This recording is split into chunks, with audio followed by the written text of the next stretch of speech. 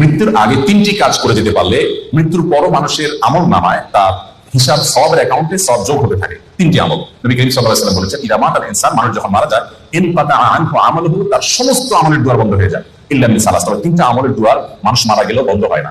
Number এক, কোনো মানুষ যখন মারা যায়, যদি সে কোনো উপকারী ইলম রেখে যেতে পারে, উপকারী জ্ঞান রেখে যেতে পারে, একজন মানুষকে কোন একটা কিছু আপনি শেখালেন, কাউকে শিখতে সহযোগিতা করলেন, উদ্যোগী হলেন, তাকে শিক্ষা দিলেন, জ্ঞান দিলেন, সে আপনার শিক্ষা থেকে শিক্ষিত হয়ে, আপনার এলম থেকে উপকৃত হয়ে সে তার জীবনকে আলোকিত করলো, অন্যদেরকে আলোকিত করলো, তো এই ধারা যতদিন চলতে থাকবে আপনি এটার প্রতিষ্ঠাতা এবং ফাউন্ডার হিসাবে আপনার আমলনামা আল্লাহ তাআলা সওয়াব দিতে থাকবেন। এটি গুরুত্বপূর্ণ একটা পয়েন্ট। সেটি জাগতিক কোনো উপকারী শিক্ষা হতে পারে, আবার দ্বীনি এবং ধর্মীয় শিক্ষা হতে পারে।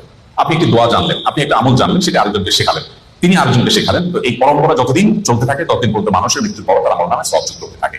নাম্বার দুই, সাদকায়ে জারিয়া। সাদকায়ে জারিয়া বলা হয় ওই দান যে দানের উপকারিতাটা লং টাইম পর্যন্ত চলতে থাকে। আমরা সাধারণত ওয়ান টাইম দানে বা এককালীন দানে অভ্যস্ত, অথচ দানের জন্য আমাদের সবচেয়ে বেশি